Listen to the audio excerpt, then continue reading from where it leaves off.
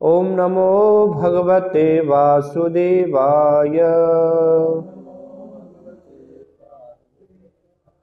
ओम नमो भगवते वासुदेवाय।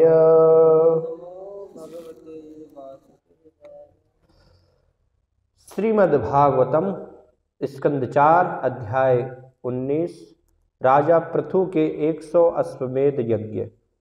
श्लोक संख्या 9। सिंधवः रत्ननिकरान् गिरयः अन्नं चतुर्विधम् उपायनम् उपाजहुः सर्वे लोकाः सपालकाः। सिंधवो रत्ननिकरान् गिरयो अन्यं चतुर्विधम् उपायनम् उपाजमहो सर्वे लोकाः सपालकाः। सिंधवः समुद्र, रत्ननिकरान् रत्नों के समूह, गिरयः पर्वत, अन्नम खाद्य वस्तुएं, चतुर्विधम चारों प्रकार की, उपायनम उपहार, उपाजभो ले आए, सर्वे समस्त, लोकाः सभी लोकों के मनुष्य, सपालकाः अपने अपने लोकपालों सहित। अनुवाद तथा तात्पर्य श्री श्रीमद्भय चरणारविंद भक्ति वेदांत स्वामी श्री प्रभुपाद के द्वारा सामान्य जनों तथा समस्त ग्रहों के प्रमुख देवों ने राजा पृथु को तरह तरह के उपहार लाकर प्रदान किए। समुद्र अमूल्य रत्नों से तथा पर्वत रसायनों से एवं उर्वरकों से पूर्ण थे। चारों प्रकार के खाद्य पदार्थ प्रभूत मात्रा में उत्पन्न होते थे। तात्पर्य, जैसा कि श्री ईशोपनिषद में कहा गया है, इस भौतिक सृष्टि में न केवल मनुष्यों के लिए अपितु पशुओं, सरीसृपों, जलचरों तथा वृक्षों के लिए भी अर्थात समस्त जीवात्माओं के लिए सभी आवश्यक वस्तुएं उत्पन्न करने की क्षमता है। समुद्र मोती, मूंगे तथा अन्य रत्न उत्पन्न करते हैं जिससे नियमों के पालनकर्ता उनका उपभोग कर सके। इसी प्रकार पर्वत भी रसायनों से परिपूर्ण है, जिसके कारण उनसे निकलने वाली नदियां उन रसायनों को खेतों में फैलाकर चारों प्रकार के खाद्य पदार्थों को पैदा करने हेतु उर्वर बनाए। ये पदार्थ हैं चर्व्य चबाए जाने वाले, लेह्य चाटे जाने वाले, चुष्य निगले जाने वाले तथा पेय पिए जाने वाले। पृथु महाराज की अभ्यर्थना अन्य लोकवासियों तथा उनके अधिष्ठाता देवों द्वारा की गई। उन्होंने राजा को तरह तरह के उपहार दिए और उन्हें उपयुक्त राजा के रूप में स्वीकार किया, जिसकी व्यवस्था से ब्रह्मांड भर का प्रत्येक नागरिक सुखी तथा संपन्न बन सके। इस श्लोक में स्पष्ट संकेत है कि समुद्र रत्नोत्पादन के लिए है, किंतु कलयुग में इनका मुख्य उपयोग मछली पकड़ने हेतु किया जाता है।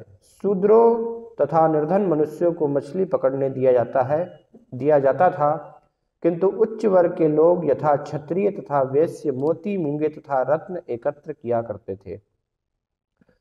यद्यपि निर्धन व्यक्ति तनों मछलियां पकड़ते थे, किंतु उनका मूल्य मूंगे या मोती के एक टुकड़े के बराबर भी नहीं होता था। इस युग में उर्वरकों के उत्पादन हेतु अनेक बड़े बड़े कारखाने स्थापित हुए हैं, किंतु जब श्री भगवान यज्ञ करने से प्रसन्न होते हैं तो पर्वत स्वतः इतना उर्वरक उत्पन्न करते हैं कि खेतों में खाद्य पदार्थों का अच्छा उत्पादन होता है। सब कुछ मनुष्य द्वारा यज्ञ की वैदिक विधियों को स्वीकार करने पर निर्भर करता है। ओम अज्ञानतिमिरान्धस्य ज्ञानञ्जनशलाकया चक्षुर्मिलितमेन तस्मै श्रीगुरुवे नमः। श्री चैतन्य मनोभीष्टं स्थापितं येन भूतले स्वयं रूप कदा मह्यं ददाति स्वपदान्तिकम्। वन्देऽहं श्रीगुरो शिवतः पदकमलं श्रीगुरुन् वैष्णवांश्च श्रीरूपं साग्रजातं सहगणरघुनाथान्वितं तं सजीवं साद्वैतं सावधूतं परिजनसहितं कृष्णचैतन्यदेवं श्रीराधाकृष्णपादां सहगण ललिता श्रीविशाखान्वितांश्च जय श्री कृष्ण चैतन्य प्रभु नित्यानंद श्री अद्वैत गदाधर श्रीवासादि गौर भक्तवृंद हरे कृष्ण कृष्ण कृष्ण हरे हरे हरे राम राम राम हरे हरे हरे कृष्णा।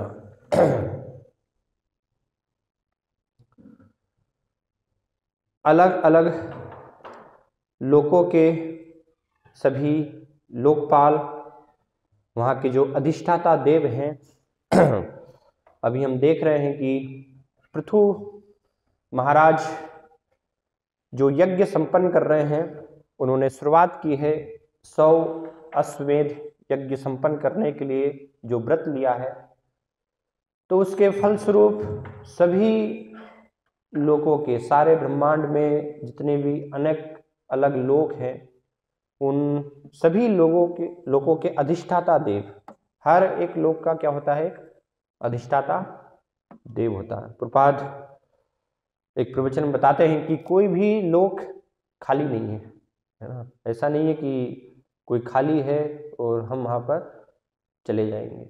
हर एक लोक का एक अधिष्ठाता देव है, एक राजा है, उसको हम कह सकते हैं कि जिसके मार्गदर्शन में वो लोग, वहाँ पर लोग रह रहे हैं, नागरिक रह रहे हैं और सब उस प्रकार से वहाँ पर कार्यरत है। तो सारे ब्रह्मांड के अलग अलग लोकों के जो मनुष्य हैं, वो यहाँ पर अलग अलग प्रकार के उपहार लेकर के आए, क्योंकि अलग अलग लोकों में अलग अलग प्रकार के उपहार हैं, अलग अलग वस्तुएं हैं। तो जो भी वहाँ पर उनके लोक में श्रेष्ठ वस्तु है, उस वस्तु को भेंट स्वरूप पृथु महाराज को यहाँ पर देने के लिए आए हैं। तो वर्णन आ रहा है कि कैसे पृथु महाराज के यज्ञ से प्रसन्न होकर के पृथ्वी, जो कि सर्व काम दुघामही है, तो पूरी पृथ्वी जो है वो कामधेनु के समान बन गई और अपार मात्रा में, भरपूर मात्रा में उसने सारी वस्तुएं देना, प्रदान करना चालू कर दिया। तो पूर्व के श्लोकों में हमने चर्चा किया कैसे वृक्ष है रसीले फल देने लगे, अलग अलग प्रकार के नदियाँ स्वादिष्ट जल देने लगी, इस प्रकार से अलग अलग प्रकार की वस्तुएं प्राप्त होने लगी। और यहाँ पर वर्णन आ रहा है सिंधवो रत्न निकरान। सिंधव, सिंधु अर्थात समुद्र, सागर को यहाँ पर संबोधित किया गया है। तो एक सागर नहीं, कई सागर, कई सिंधु हैं, क्योंकि एक समुद्र नहीं है, अलग अलग प्रकार के हम देखते हैं समुद्र हैं। खारे पानी का समुद्र है और उसके बाद फिर 7 जैसे जो द्वीप है, तो वो एक एक समुद्र से घिरा हुआ है। तो अलग अलग प्रकार के समुद्र बताए गए हैं। गन्ने के रस का समुद्र है, दूध का समुद्र है ना, दही का समुद्र है, मदिरा का भी समुद्र है। तो हर एक का क्या है, समुद्र है। और हर एक समुद्र का क्या होता है, एक अधिष्ठाता देव भी है। जैसे यहाँ पर इस पृथ्वी लोक पर जो समुद्र देव हैं, उनके अधिष्ठाता देव हैं।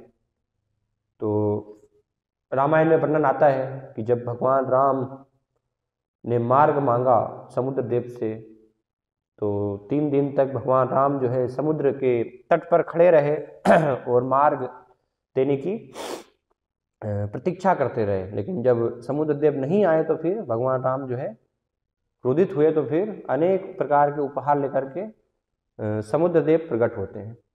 तो हर एक समुद्र का क्या है, एक अधिष्ठाता देव है, एक व्यक्ति है। तो ऐसे अलग अलग समुद्र हैं, तो अलग अलग समुद्रों के अधिष्ठाता देव वहाँ पर आए। इसलिए बताया जा रहा है सिंधवो रत्न निकरान, कि जो सब सिंधु के अधिष्ठाता देव है, समुद्र के देवता है, वो क्या लेकर के आए, समुद्र की जो सर्वश्रेष्ठ वस्तु है वो क्या है, रत्न, समुद्र से रत्न प्राप्त होते हैं। हालांकि प्रभुपाद बता रहे हैं कि कलयुग में लोग इतने कम बुद्धि वाले निकृष्ट हैं कि वो समुद्र का उपयोग करते हैं मछली पकड़ने के लिए। तो समुद्र से आप जाएंगे बॉम्बे और जहाँ भी समुद्र है, तो सब लोग रात दिन वहाँ पर ढेर सारी मछलियाँ पकड़ते रहते हैं, तो उतने कुछ पैसे कमाएंगे।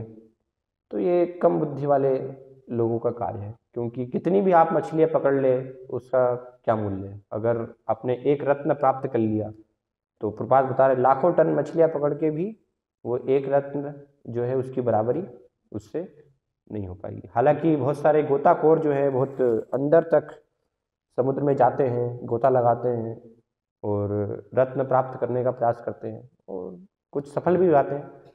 परिश्रम करने पर कुछ उनको रत्न प्राप्त होते भी हैं गोताखोरों को। लेकिन यहाँ पर हम देख रहे हैं कि स्वयं समुद्र देव है ना, आप सोचिए अगर स्वयं समुद्र देव लेकर के आएंगे तो फिर क्या होगा।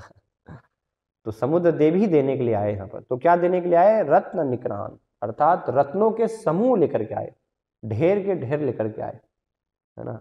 हम अपने हाथों से लेंगे, जैसे कहा गया है 2 हाथों से तो हम कितना ले सकते हैं, लेकिन भगवान जब देंगे तो फिर छप्पर फाड़ के देते हैं भगवान तो। तो ऐसे ही सारे देवता अभी जो है देने के लिए आ रहे हैं रत्नों के समूह, जो भी उनकी श्रेष्ठ वस्तु है वो देने के लिए आए। तो ऐसे अलग अलग समुद्रों के देवता ये रत्नों के समूह देने के लिए आए उनको। मोती, माणिक्य, मूंगा, हीरा, पन्ना, है ना, ऐसे महत्वपूर्ण जो सब ज्वेल हैं, वो सारे रत्न है, नवरत्न, वो देने के लिए पृथु महाराज को आए। तो हम समझ सकते हैं कि अगर जब समुद्र देवता पूरा समूह लेकर के आए, ढेर लेकर के आए, तो कितना पृथु महाराज का जो है राज्य में वैभव और ऐश्वर्य हो गया होगा।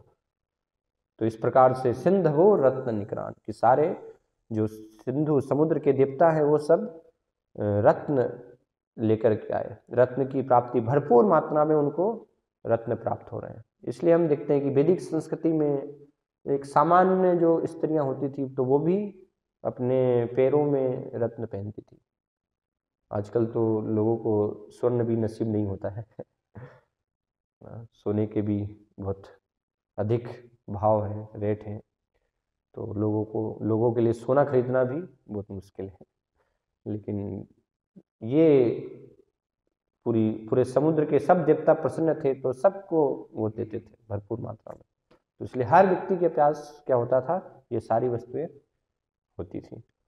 और फिर यहाँ पर बताया जा रहा है कि जो पर्वत है, गिरयो अन्नम चतुर्विधम, तो पर्वत जो है उनके माध्यम से 4 प्रकार के अन्न, चतुर्विधम, 4 प्रकार के यहाँ पर अन्न बताए गए हैं। चबाए जाने वाले कुछ ऐसे प्रकार के भोजन होते हैं जिनको कि हम अपने दांतों से चबाते हैं, कुछ जो है चाटे जाने वाले, कुछ चूसे जाने वाले, जैसे गन्ने का रस हम जो है चूसते हैं, फिर पिए जाने वाले द्रव पदार्थ। तो इस प्रकार से 4 पदार्थ जिससे कि मानव जीवन, मानव शरीर का पोषण होता है। तो ये चारों प्रकार के पदार्थ भी पर्वत देव के द्वारा प्राप्त हुए सभी को। तो कैसे प्राप्त हुए? क्योंकि पर्वतों में जो है बहुत प्रकार के औषधियाँ और एक प्रकार से कहें जड़ी बूटियाँ, वहाँ पर अद्भुत अद्भुत प्रकार की जड़ी बूटियाँ पाई जाती हैं। इसलिए हम देखते हैं रामायण में भी कि जब लक्ष्मण को शक्ति आघात लगा तो फिर उसका उपाय एकमात्र था कि एक विशेष पर्वत पर जो जड़ी बूटी है वो जड़ी बूटी के द्वारा ही वो शक्ति से, उसके आघात से बचा जा सकता है। तो इसलिए फिर हनुमान जी जाते हैं उस पर्वत से जड़ी बूटी लाने के लिए, उसको लेकर के आते हैं। और श्रीमद् भागवतम में गिरिराज गोवर्धन की महिमा में बताया है कि कैसे गिरिराज जी जो हैं वो वृंदावन के सभी वासियों के लिए अपार मात्रा में सभी प्रकार के जो खनिज हैं, पदार्थ हैं, ऐसी औषधियाँ हैं, वो सब दे रहे थे, प्रदान कर रहे थे। तो इसलिए सभी क्या थे, पूर्ण रूप से चुस्त दुरुस्त लोग थे, किसी को कोई समस्या बीमारी कुछ भी नहीं थी। तो पर्वतों के माध्यम से क्या प्राप्त होते हैं? खनिज प्राप्त होते हैं। लेकिन प्रभुपाद बता रहे हैं हालांकि आज के समय में, आधुनिक समय में, लोग जो स्वाभाविक रूप से पर्वत हमें दे सकते हैं वो चीज़ों को हम आर्टिफिशियल तरीके से फैक्ट्री में खनिज बनाने का प्रयास कर रहे हैं, उर्वरक वहाँ पर बनाने का प्रयास कर रहे हैं। तो फैक्ट्री में हम डीएपी बनाएंगे, फैक्ट्री में यूरिया बनाएंगे, फैक्ट्री में अलग अलग पेस्टिसाइड्स बनाएंगे और वो सबको फिर ज़मीन में डालेंगे जिससे कि ज़मीन की उर्वरक क्षमता बढ़े और इस प्रकार से हम ज़्यादा से ज़्यादा अन्न को प्राप्त कर सकें। लेकिन ये सब यहाँ पर हम देख सकते हैं कि इसकी कोई भी आवश्यकता नहीं है। जब पर्वत पृथु महाराज से प्रसन्न थे तो पर्वत के द्वारा, पर्वतों से होकर के जब नदियाँ बहती हैं और वो नदियों का जब जल खेतों की भूमि से होकर जाता है तो सारे वो खनिज पर्वत से नदियों के साथ बह करके आते हैं और बह करके सारे खेत में मिल जाते हैं। आपको ट्रैक्टर से या डालने की जरूरत नहीं है, छिड़कने की जरूरत नहीं है यूरिया डीएपी, अपने आप प्राकृतिक व्यवस्था सभी के खेत में। कितनी सुंदर व्यवस्था है भगवान की, फ्री में इतने बढ़िया जो है खनिज पदार्थ आपके खेत में डल गए। अभी तो हम देखते हैं कि इतनी मारामारी होती है डीएपी यूरिया के लिए कि लोगों को डीएपी यूरिया नहीं मिल पाता है। आप जाएंगे यहाँ पर मिलता है तो वहाँ पर किसान लोग लड़ पड़ते हैं डीएपी यूरिया के लिए क्योंकि एक एक किसान को बहुत सारी ज़मीनें हैं तो बहुत सारा चाहिए और सरकार के पास तो इतना उत्पादन ही नहीं हो रहा है डीएपी यूरिया का। तो फिर ब्लैक मार्केटिंग भी होती है उसकी, लोग पूरा साल भर इकट्ठा करना चालू कर देते हैं कि हमें कृषि के लिए आवश्यक है, तो पूरा साल भर में अलग अलग प्रकार से ब्लैक मार्केटिंग करके कैसे इकट्ठा किया जाए, कैसे हमारे पास एकत्रित रखा जाए। बहुत सारे व्यक्तियों को मिल ही नहीं पाता है तो बिना उसके ही फिर वो अन्न का उत्पादन जितना भी हो जाता है वो कर पाते हैं, या मिलता भी है डालना तो ही, क्योंकि बिना आधुनिक समाज में अभी हमने उसको आदी कर दिया है ज़मीन को, तो उसके बिना कार्य तो चलेगा ही नहीं। तो बहुत सारे व्यक्तियों को नहीं मिल पाता है तो फिर क्या करेंगे, जो चीज़ जो कम में मिलनी चाहिए तो उसके फिर 5 गुना 10 गुना ज़्यादा दाम लेकर के, क्योंकि आपको आवश्यकता है अभी डालना है आपको और कम है तो फिर उसकी ब्लैक मार्केटिंग होगी इस प्रकार से और ज़्यादा दाम में वो दिया जाएगा और लोग लेते भी हैं फिर ज़्यादा दाम में भी। तो ये सब क्या है, हम जानबूझ कर के अपने ही पैर पर कुल्हाड़ी मार रहे हैं कि हम सोचते हैं इससे आधुनिक हम उर्वरक क्षमता बढ़ा देंगे, समस्या का समाधान हो जाएगा। लेकिन प्राकृतिक जो है वो भगवान की दी हुई व्यवस्था, फ्री व्यवस्था सबके लिए, कि पर्वतों के माध्यम से अपार खनिज और उर्वरक रसायन सबके खेतों में जाएंगे नदियों के माध्यम से और उससे भूमि उपजाऊ हो जाएगी और भरपूर मात्रा में जो भी चाहिए अन्न वो आपको प्रदान कर देगी, दे देगी। कितनी सुंदर जो है व्यवस्था है। तो ये हम यहाँ पर देख रहे हैं कि पृथु महाराज से प्रसन्न होकर के ये पृथ्वी, समुद्र और पर्वत, उन्होंने जो है अपनी सारी संपदा जो है वो उनको प्रदान की और सभी लोगों के जो लोकवासी भी हैं वो भी अनेक, इसके अलावा अनेक प्रकार के उपहार लेकर के आए। इसके पूर्व में वर्णन है कि भगवान विष्णु के साथ जय विजय आए, उनके जो सेवक हैं और अलग अलग लोगों के लोकवासी भी आए वहाँ पर, इंद्रचंद सब देवता, तो सभी जो है अनेक अनेक प्रकार की वस्तुएं भेंट स्वरूप लेकर के हम समझ सकते हैं कि आए हैं। सर्वश्रेष्ठ वस्तुएं पृथु महाराज को देने के लिए उनको राजा के रूप में उन्होंने स्वीकार किया है क्योंकि पृथ्वी उनसे प्रसन्न है। तो इस पृथ्वी लोक पर हम देख सकते हैं कि कैसे राजा अगर सही रूप से कार्य कर रहा है और पृथ्वी उससे प्रसन्न है तो उसके माध्यम से जो अलग अलग लोगों के वासी हैं वो भी प्रसन्न होते हैं, क्योंकि कहीं ना कहीं वो सारे लोग के वासी भी यहाँ की जो सभ्यता है या राजा किस प्रकार से भगवान के निर्देशन में वो नियंत्रण कर रहे हैं, कार्य कर रहे हैं, तो उसके ऊपर उनका भी जीवन निर्भर होता है। तो उनको भी आवश्यक वस्तुएं सभी को प्राप्त होती हैं। तो इसलिए वो भी सब सारे देवी देवता भी क्या हैं, प्रसन्न हैं, जितने भी प्रकार के लोगों के लोकवासी हैं। तो यहाँ पर एक सबसे महत्वपूर्ण जो शब्द है प्रपाद तात्पर्य में लिख रहे हैं कि अलग अलग लोगों के जो लोकवासी हैं और रत्न प्राप्त हुए समुद्र के माध्यम से, पर्वतों के द्वारा खनिज प्राप्त हुए, रसायन प्राप्त हुए, तो इनको जो वैश्य हैं और क्षत्रिय वर्ग हैं उन्होंने क्या किया, उसको एकत्र किया। क्योंकि शूद्र लोग तो किस में लगे हुए हैं, वो तो मछली पकड़ने में लगे हुए हैं तो इसलिए जो वैश्य और क्षत्रिय हैं उन्होंने जो मूंगे, मोती और रत्न प्राप्त हुए उनको एकत्र किया। तो यहाँ पर उच्च वर्ग के वर्णों का वर्णन है, उच्च वर्ग के लोगों ने इनको एकत्र किया। लेकिन उच्च वर्ग के लोगों में यहाँ पर वैश्य और क्षत्रिय का वर्णन आ रहा है, ब्राह्मण का यहाँ पर वर्णन नहीं आ रहा है। तो ये बहुत आवश्यक है समझने के लिए कि हम देख सकते हैं कि ब्राह्मण जो है कभी भी ऐसी वस्तुओं से आकर्षित नहीं होते हैं। इसलिए ब्राह्मण को क्या बताया गया है, ब्राह्मण जो होता है वो संतुष्ट होता है हमेशा, जो भी भगवान की कृपा से उसको प्राप्त हो जाए, बस वर्तमान समय के लिए, वर्तमान एक दिन के लिए, उससे ही ब्राह्मण क्या रहता है, संतुष्ट रहता है। ब्राह्मण को कल की भी चिंता नहीं होती। तो ये हम देख सकते हैं। इसलिए यहाँ पर ब्राह्मण का वर्णन नहीं किया रहा है कि ऐसा नहीं कि ब्राह्मण भी सारे रत्न जो हैं बटोर रहे हैं, रत्न को एकत्रित कर रहे हैं। इवन हम देखते भी हैं वैदिक संस्कृति में कि ब्राह्मणों को ऐसे राजाओं के द्वारा जब भेंट दी जाती थी, उनको ऐसे उपहार दिए जाते थे, तो सारे उपहार वो क्या करते थे, फिर सबको बांट देते थे, वितरित करते थे। अपने पास ब्राह्मण कुछ भी नहीं रखते थे। ये हम एक महत्वपूर्ण गुण देख सकते हैं ब्राह्मण का, कि ब्राह्मण जो है उनके अंदर एकत्र करने की वृत्ति, संग्रह करने की वृत्ति नहीं होती है। पूर्ण रूप से वो भगवान के ऊपर निर्भर रहते हैं।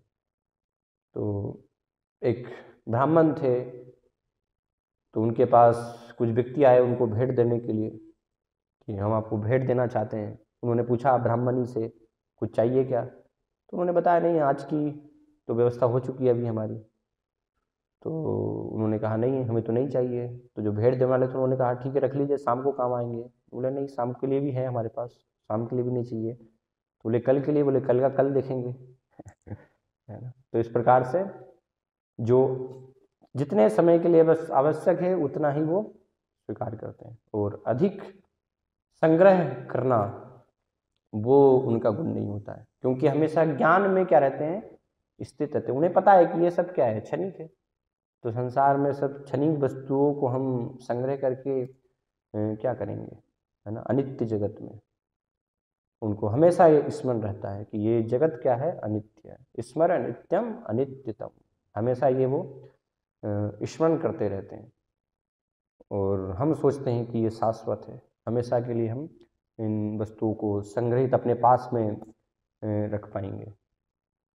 एक ऋषि जो हैं वो हैं लोमस ऋषि। तो लोमस ऋषि का वर्णन आता है कि लोमस ऋषि ऐसे ही बिना कुछ घर बनाए या कुटिया बनाए भजन किया करते थे। तो उनके पास देवता इंद्रदेव आए और अलग देवता आए, उन्होंने कहा कि आप कुछ जो है कुटिया का निर्माण कर लीजिए। तो लोमस ऋषि जिनकी की आयु कितनी है, उनके शरीर का जब एक बाल गिरता है, लोमस ऋषि, उनके शरीर में बहुत सारे बाल हैं इसलिए उनको लोमस ऋषि कहा गया है।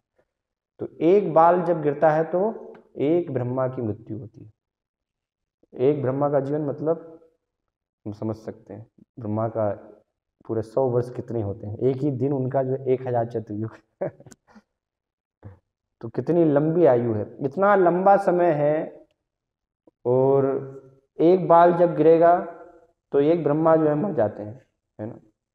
तो ऐसे कितने सारे शरीर के बाल खत्म होते, कितनी लंबी आयु है लोमस ऋषि की। उनको फिर भी क्या बोल रहे हैं कि कल मैं मरने वाला हूँ। समय ही कहाँ है, घर बनाने के लिए समय कहाँ है क्यों मैं घर बनाऊँ।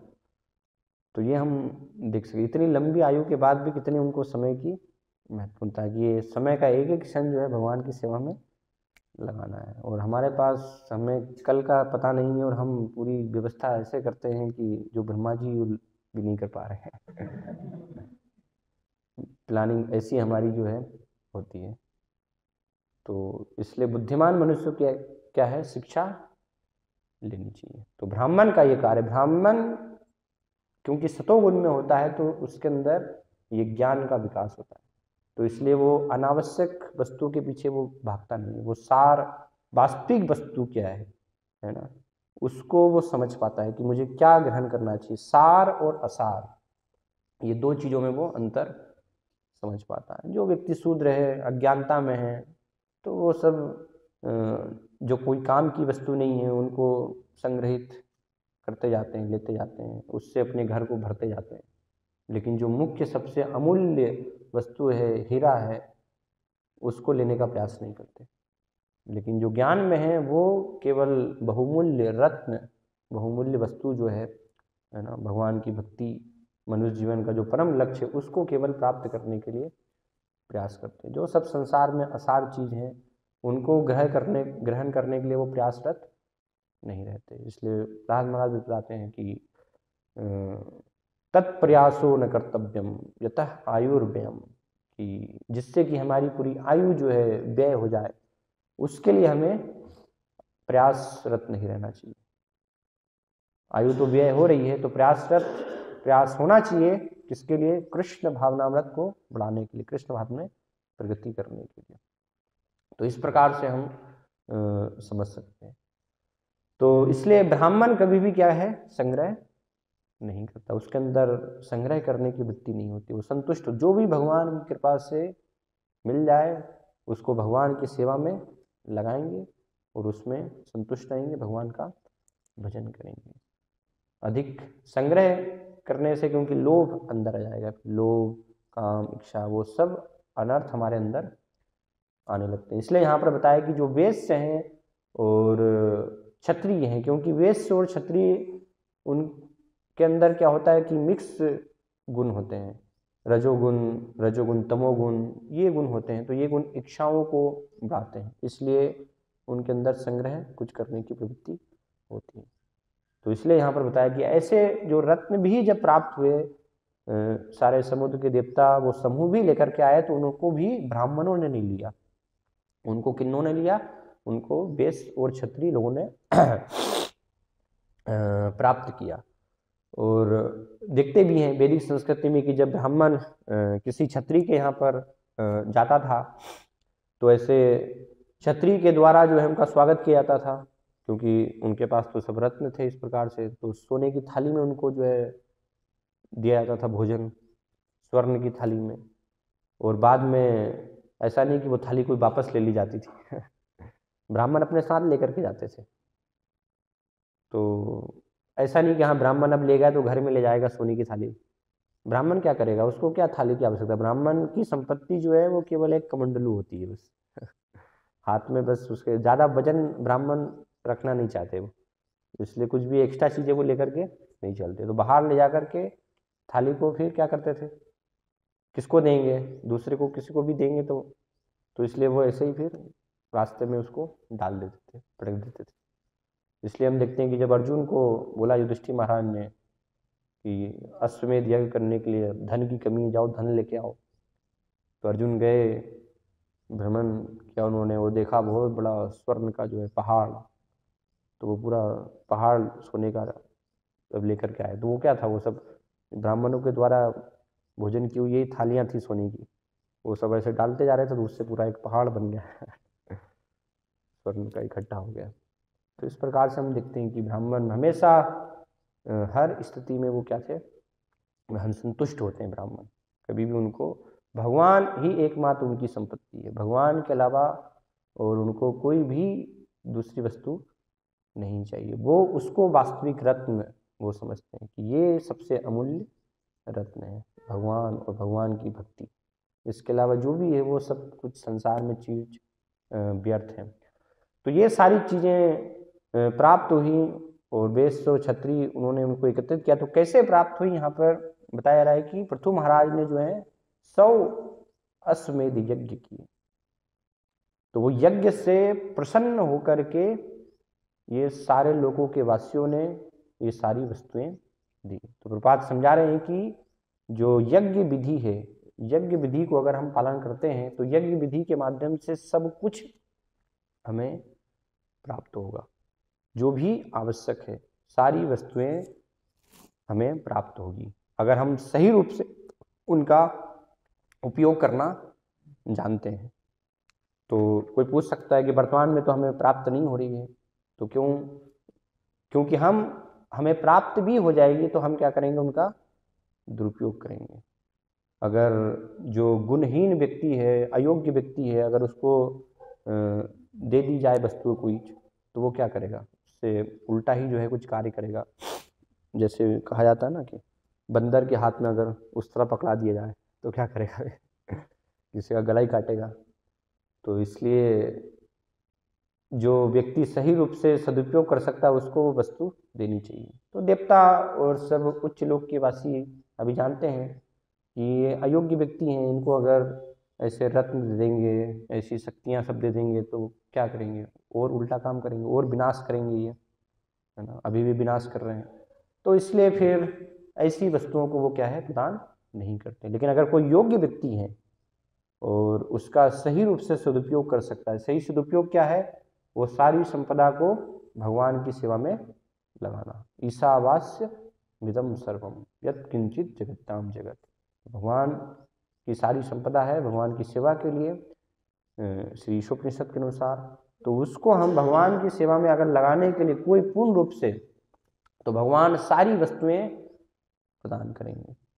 जैसे श्रील प्रभुपाद अपने गुरु महाराज का उदाहरण देते हुए कहते थे कि अगर पूर्ण रूप से हम तैयार हैं भगवान की सेवा करने के लिए, भगवान की सेवा में सब कुछ लगाने के लिए, तो भगवान सारी व्यवस्था आपको दे देंगे, सब कुछ देंगे, आपको कुछ चिंता करने की जरूरत नहीं है। जो भी आवश्यक है वो सब कुछ भगवान व्यवस्था पूरी करेंगे। बस ये गारंटी होनी चाहिए कि हाँ, आप भगवान की सेवा में हर एक एक वस्तु को भगवान की सेवा में लगाएंगे। क्योंकि संसार में किसी वस्तु का अभाव नहीं है।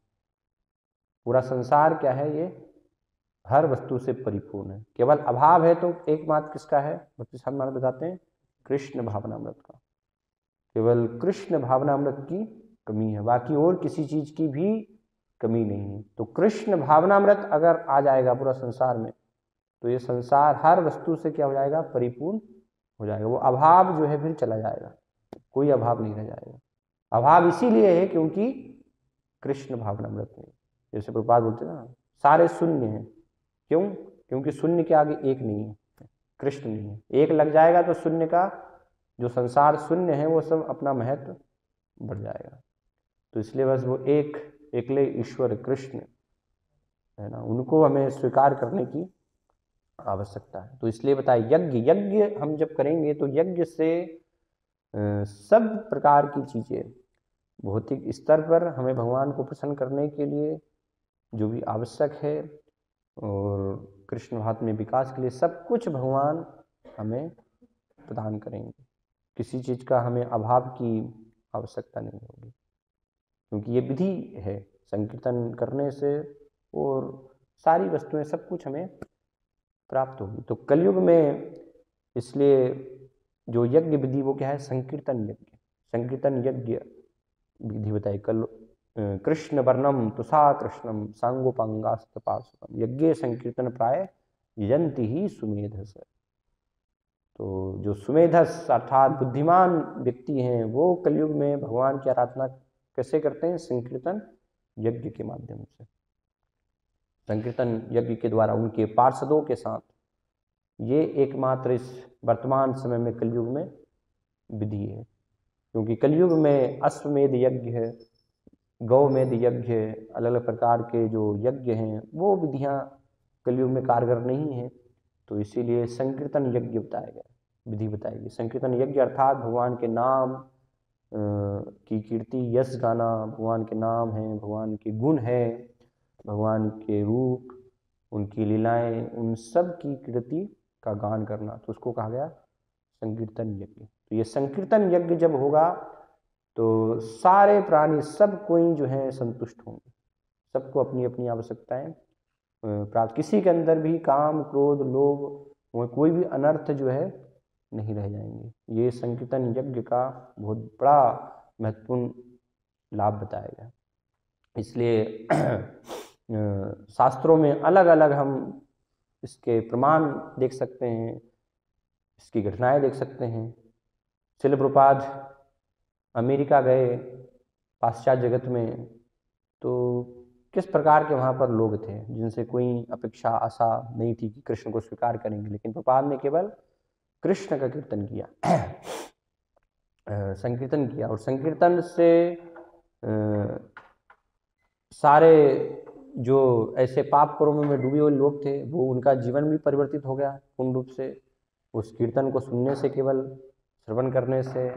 और साथ में श्रील प्रभुपाद जो कि कुछ भी अपने साथ नहीं ले गए थे, केवल एक पुस्तक का बैग ले गए थे अपने साथ अटैची भर के, और 40 रुपए के साथ, लेकिन सब कुछ संकीर्तन के माध्यम से सब कुछ भगवान ने प्रभुपाद को प्रदान कर दिया। 108 मंदिर दे दिए, कई सारे जो है अनुयायी दे दिए, तो सब कुछ जो है अपने आप प्रभुपाद को प्राप्त हो, केवल किसके माध्यम से? संकीर्तन के माध्यम से। प्रभुपाद बैठ करके उन्होंने, प्रभुपाद बोलते हैं कि मैं कुछ भी नहीं, केवल कृष्ण के नाम का कीर्तन किया।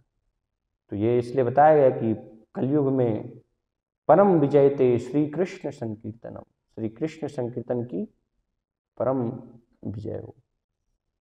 सब कुछ हमें भगवान के संग, बस श्रद्धा हमारी पूर्ण होनी चाहिए, कभी भी हमारी अश्रद्धा भगवान के नाम पर नहीं होनी चाहिए कि नहीं कैसे इससे प्राप्त हो पाएगा।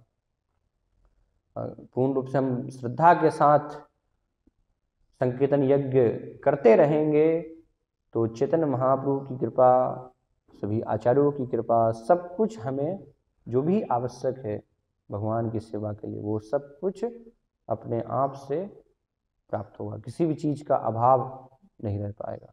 हमारे अंदर से काम, क्रोध, लोभ, मोह, अनर्थ सब कुछ इस संकीर्तन माध्यम से हट जाएंगे। इसलिए बताया चेतो दर्पण मार्जनम, कि चित्त का पूर्ण रूप से मार्जन हमारा हो जाएगा। चैतन्य चैतामृत में हम देखते हैं हरिदास ठाकुर के पास जब रामचंद्र खान उनको अपने भक्ति पथ से विचलित करने के लिए, जो सबसे प्रसिद्ध उस समय की वेश्या थी लक्ष्य हीरा उसका नाम था, उसको जब भेजते हैं वहाँ पर कि तुम जाओ और उनको अपने पथ से विचलित करो, बहुत सारे लोग उनसे प्रभावित हो रहे हैं, तो बड़ी प्रसन्न होकर के वो वेश्या वहाँ पर जाती है और उनसे निवेदन करती है कि मैं आपका संग करना चाहती हूँ। तो हरिदास ठाकुर उनको बैठने के लिए कहते हैं। तो वेश्या जो है तुलसी के ठाकुर के नमस्कार करी, द्वारे वसी बोले हरि हरि। हरिदास ठाकुर के आदेश पर तुलसी देवी को और हरिदास ठाकुर को नमस्कार करके वहीं पर बैठ जाती हैं और द्वार पर बैठ करके क्या बोले? हरि हरि। हरिदास ठाकुर के साथ महामंत्र का वो भी कीर्तन सुनती हैं, कीर्तन करती हैं। तो ऐसे 1 दिन, 2 दिन, 3 दिन पूरा जो है होता है ना। वो 3 दिन के बाद जो है पूरा हृदय क्या हो जाता है उसका? परिवर्तित हो जाता है। तो जो वेश्या है वो निवेदन करती कि बहुत सारे मैंने पाप कर्म किए हैं, तो आप मुझे उपदेश प्रदान कीजिए। तो ये देख सकते हैं कि 3 दिन के अंदर ही पूरा हृदय क्या हो गया? शुद्ध हो गया। किसके माध्यम से? केवल संकीर्तन के माध्यम से उसका संकीर्तन का ये प्रभाव हुआ। क्यों? क्योंकि हरिदास ठाकुर जैसे महान भक्त जो है वो संकीर्तन कर रहे थे। तो हमें नहीं सोचना चाहिए कि हाँ हम भी इस प्रकार से कोई उद्धार कर सकते हैं, तो हमारे पास कोई आए और हम सोचे हम भी हरिदास ठाकुर, क्योंकि आचार्यों के पद चिन्हों पर चलना चाहिए, हमने शास्त्रों से सुना है। तो हमें पद चिन्हों पर चलने का अर्थ क्या है कि हमारे पास कोई आ जाए तो हमें भागना चाहिए वहाँ से। ऐसा नहीं कि हम भी 3 दिन उनको कीर्तन सुनाएंगे, तो एक दिन के बाद भी हम कीर्तन करने के लिए नहीं बचेंगे। इसलिए हमें भागना चाहिए, वो पद चिन्हों पर चलना है। हरिदास ठाकुर जो है वो आचार्य हैं, तो इसलिए 3 दिन वहीं रुक करके उन्होंने उनको कीर्तन सुनाया। उसका फल क्या हुआ, पूरा हृदय परिवर्तित उनका हो गया। और इस प्रकार से फिर उपदेश उन्होंने जो है स्वयं लिया। और ये तो सिर्फ साधारण स्त्री की बात हम कर रहे हैं, है ना। स्वयं साक्षात जो है माया देवी उनके पास आती है, और माया देवी जो है कहती हैं कि ब्रह्मादि जीव आमी सवारे मोहिलूं, एकला तुम्हारे आमी मोहिते नारी लूं। कि मैंने जो है ब्रह्मा जी और शिव जी और सब जीवों को जो है अपनी माया से मोहित किया। कोई भी नहीं बचा, माया देवी से कोई बच सकता है? भगवान की शक्ति है, मम माया दुरत्या भगवान कहते हैं, तो उससे कोई भी नहीं बच पाया। लेकिन माया देवी स्वयं क्या कह रही हैं कि एकला तुम्हारे अमी मोहिते नारुल, कि एकमात्र आप जो है हरिदास ठाकुर, मैं आपको मोहित नहीं कर पाई हूँ। तो वो किस प्रकार से, किसका प्रभाव है वो हरिनाम संकीर्तन का प्रभाव। क्योंकि उनकी जो है हरिनाम संकीर्तन में श्रद्धा, अटूट श्रद्धा है, निरंतर हरिनाम संकीर्तन को लेने में वो लगे हुए हैं। तो इसलिए हम देख रहे हैं कि साक्षात माया देवी भी उनको प्रभावित नहीं कर पाई, और स्वयं माया देवी फिर उनसे दीक्षा ग्रहण करती हैं। माया देवी कहती हैं कि हालांकि मैंने जो है शिव जी के माध्यम से मुझे राम नाम में दीक्षा प्राप्त हुई है, लेकिन राम का नाम जो है मुक्ति हेतु तारक राम नाम, कृष्ण नाम पारखैया करे प्रेमदान।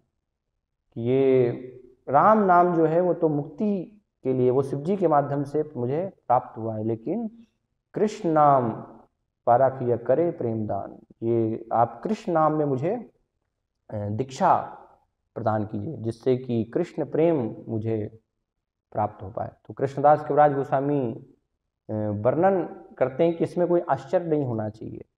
माया दासी प्रेम मांगे इथे की विस्मय, कि माया दासी स्वयं जो है हरिदास ठाकुर से प्रेम मांग रही है, तो उसमें कोई आश्चर्य नहीं होना चाहिए। क्यों आश्चर्य नहीं होना चाहिए?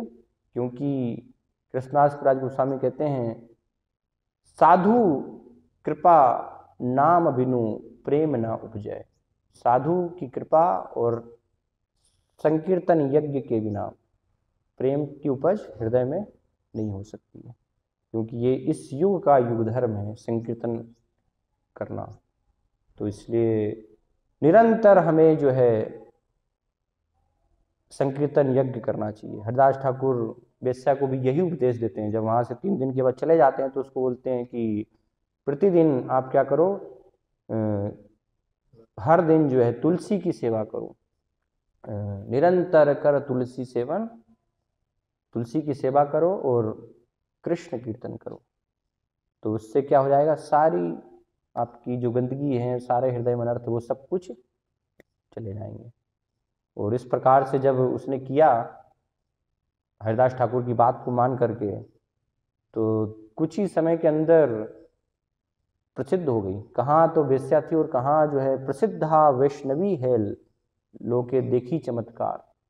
लोगों ने इसे चमत्कार देखा कि ये कहाँ वेश्या थी और अभी प्रसिद्ध वैष्णवी बन गई। और बड़े बड़े वहाँ पर जो अनेक प्रकार के साधु हैं, दूसरे लोग हैं, वो सब उनके दर्शन करने के लिए, उनको प्रणाम करने के लिए आ रहे हैं। तो ये किसका प्रभाव है? केवल और केवल संकीर्तन यज्ञ का प्रभाव है। तो इसलिए हमें निरंतर संकीर्तन यज्ञ, एक क्षण के लिए भी ये संकीर्तन यज्ञ हमारा छूटना नहीं चाहिए। तो संकीर्तन यज्ञ भगवान का नाम कीर्तन करना, नाम रूप गुण लीलाएं, और इसी प्रकार से संकीर्तन यज्ञ जो है भगवान की वाणी का प्रचार करना, वो भी संकीर्तन यज्ञ है। जैसे भक्ति सिद्धांत महाराज बताते हैं। इसलिए भक्ति सिद्धांत महाराज की पूरी शिक्षाओं में हम देखें तो अपने मठ में जो है वो प्रिंटिंग जो प्रेस थी उसकी पूजा करते थे, प्रतिदिन उसकी आराधना। वही भगवान के विग्रह साक्षात है ना, क्योंकि उससे भगवान की वाणी का जो है प्रचार संकीर्तन हो रहा है, वो भी संकीर्तन यज्ञ उसको कहा गया। हम संकीर्तन करते हैं मृदंग करताल लेकर के, तो कुछ लोग उसको श्रवण कर पाएंगे, लेकिन भक्ति सिद्धांत महाराज प्रिंटिंग प्रेस के माध्यम से जो भगवान की वाणी का प्रचार है वो क्या है, बृहद मृदंग उसको उन्होंने कहा कि सारे संसार के कोने कोने में उसकी गूंज जो है जाएगी। तो इस प्रकार से भी ये संकीर्तन हमें करना चाहिए कि भगवान की वाणी जो है, भगवान के नाम रूप गुण लीलाएं सारे संसार में उनकी जो है गूंज हो जानी चाहिए। तो इसलिए बहुत आवश्यक है ये संकीर्तन को करना, संकीर्तन में भाग लेना। तो अभी ये समय चल रहा है ना, कल भगवत गीता भगवान के जो सबसे दिव्य उपदेश हैं उसका प्राकट्य दिवस है। भगवान ने ये उपदेश कल के दिन मोक्षदा एकादशी पर दिया, तो इसलिए सभी भक्तों का प्रयास होना चाहिए कल के दिन, कल से लेकर के कुछ दिन तक छुट्टी ले लें हमारे सारे करें। वैसे भी अभी क्रिसमस आ रहा है तो छुट्टी तो लोगों की है ही, नहीं भी है तो छुट्टी ले लें, और छुट्टी लेकर के और पूरे कोने कोने में एवे जस भुसुक त्रिभुवन है, पूरे भोपाल शहर में जो है ये संकीर्तन आंदोलन की गूंज हो जानी चाहिए। हर जगह केवल भक्त जो है, हमारे ब्रह्मचारी भक्त, गृहस्थ भक्त, नए भक्त जो भी हैं, सबको हम लगाएं इस संकीर्तन यज्ञ में। तो स्वयं का तो उससे हमारा शुद्धिकरण होगा ही, हम प्राप्त करेंगे। कुछ हो सकता है कैसे जाएंगे हम, तो लोगों को कैसे बताएंगे, हमें शर्म आएगी, कुछ नहीं। आप जाइए, बस सारी शर्म हया सब कुछ ले जाएगी आपकी, है ना, और आपके अंदर अच्छे गुणों का विकास हो जाएगा। उसको करने से आप खुद अपने जीवन में अनुभव करेंगे, जो है सारे अच्छे गुण आपके अंदर आ जाएंगे, विकास हो जाएगा। तो इसलिए निकालें हम समय और इससे प्रसन्न कर पाएंगे भक्ति सिद्धांत महाराज को। भक्ति सिद्धांत महाराज का भी उत्सव आ रहा है आगे चल के, 31 को उनका जो है रहेगा, तो उनको प्रसन्न करने के लिए ये अच्छा अवसर है कि अभी कुछ दिन मोक्षदा एकादशी से लेकर के और हम ज़्यादा से ज़्यादा अपना समय सभी भक्त जो हैं दें, और फिर उसको हम भेंट स्वरूप भक्ति सिद्धांत महाराज को अर्पण कर पाएंगे, श्रील प्रभुपाद को अर्पण कर पाएंगे। तो इस प्रकार से उनकी कृपा हमें प्राप्त होगी इस संकीर्तन आंदोलन के माध्यम से, और सारी वस्तुएं फिर सब कुछ उससे हमें प्राप्त हो जाएगी। जो भी भक्ति के लिए है वो सब कुछ हमें प्राप्त हो जाएगा। हरे कृष्णा। तो यहाँ पर हम विराम देंगे। कोई अगर प्रश्न है, जिज्ञासा है, पूछ सकते हैं।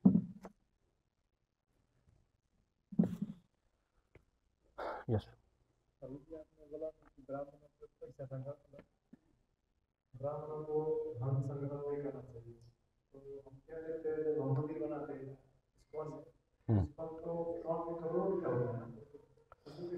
हाँ, तो प्रश्न है कि ब्राह्मणों को धन संग्रह नहीं करना चाहिए, और हम जो है इस्कॉन मंदिर बनाते हैं, तो इस्कॉन मंदिरों के अकाउंट में भी जो है करोड़ रुपया होते हैं, है ना। लोग बोलते भी हैं आपके पास तो बहुत पैसा है, तो आपको पैसे की क्या आवश्यकता है, तो फिर इसको कैसे जो है समझ सकते हैं। तो ब्राह्मण जो भी हैं वो स्वयं के लिए संग्रह नहीं करते हैं, लेकिन यहाँ पर एक व्यवस्था की बात है ना। स्वयं अगर आपका जीवन है और आपको भगवान की सेवा भक्ति करनी है, तो उसके लिए आपको कोई आवश्यकता नहीं, आप भगवान के ऊपर निर्भर हैं। भगवान जो हैं जो कुछ भी जैसे आवश्यकता प्रदान करेंगे, लेकिन पूरा एक समूह है और उस प्रकार से फिर प्रचार करना है, कार्य करना है, भगवान की सेवा उससे होनी है, तो भगवान की सेवा के लिए वो आवश्यकता को ध्यान में रखते हुए उस प्रकार से वो किया जा रहा है। तो उसमें वहाँ पर उसको संग्रह नहीं कहा जाएगा, क्योंकि वो हर एक चीज़ क्या है, भगवान की सेवा में लग रही है। वो धन जो है भगवान की सेवा में लग रहा है ना। उससे भगवान का मंदिर का निर्माण हो रहा है, भगवान की सेवा हो रही है अर्चा विग्रह की। तो इस प्रकार से पूरा मंदिर है, मंदिर में बहुत सारे भक्त हैं, है ना। बहुत सारे बड़े बड़े मंदिर भी होते हैं जिसमें 500 1000 पूरे कांग्रेस के साथ जुड़े हुए हैं, गृहस्थ भक्त जुड़े हुए हैं। तो इस प्रकार से जब बड़ी व्यवस्था की यहाँ पर भी आवश्यकता है तो वहाँ पर वो भगवान की सेवा के लिए ऐसा लग सकता है कि हाँ हम ये सब वस्तुएं संग्रहित हैं या इस प्रकार से हैं, लेकिन उसको संग्रह नहीं कहा जाएगा ना। संग्रह मतलब स्वयं के भोग के लिए जो आप कर रहे हैं वो संग्रह होता है। तो ब्राह्मण वो वृत्ति से मुक्त होता है, वो स्वयं के भोग के लिए कुछ भी संग्रह नहीं करता। इसलिए हम देखते हैं ब्रह्मचारी आश्रम में रहते वो स्वयं के लिए संग्रह नहीं करते। ऐसा नहीं कि हर एक ब्रह्मचारी का अकाउंट है और उनके अकाउंट में लाखों लाखों रुपए हैं। भगवान की सेवा के लिए वो व्यवस्था करनी पड़ेगी। लेकिन अगर कोई ब्रह्मचारी करने लगे, वो लेने लगे साइड बाई साइड, तो फिर वो संग्रह वृत्ति हो जाएगी, वो फिर भोग वृत्ति हो जाएगी, उससे फिर उसका विनाश हो जाएगा। इसलिए ब्रह्मचारी तो पूरा उनके पास कुछ संपत्ति नहीं होती, केवल 2 धोती कुर्ते होते हैं, है ना, और एक चटाई होती है सोने के लिए, बस उसमें अपनी व्यवस्था करते हैं। बाकी उनके पास क्या है? कुछ भी नहीं है ब्रह्मचारी के पास। तो ये हम देख सकते हैं। इसलिए ब्राह्मण क्या है, पूरा संग्रह से मुक्त है। ठीक है। हाँ। प्रश्न है कि हमारे वैदिक काल में क्षत्रिय का रिस्पॉन्सिबिलिटी होता था मंदिरों को यस। वो बनाना नहीं है। और अभी ऐसे राजा ऐसे लोग नहीं थे, इसलिए ब्राह्मण की रिस्पॉन्सिबिलिटी। हाँ, तो इसलिए ये भी एक उसका जो है मुख्य कारण है।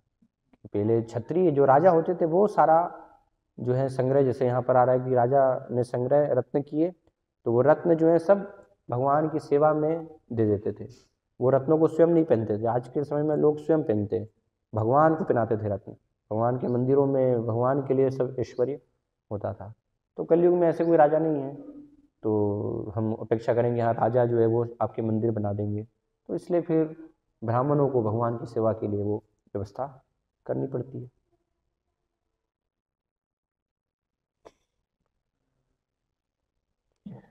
श्रीमद्भागवतम की जय। श्रील प्रभुपाद की जय।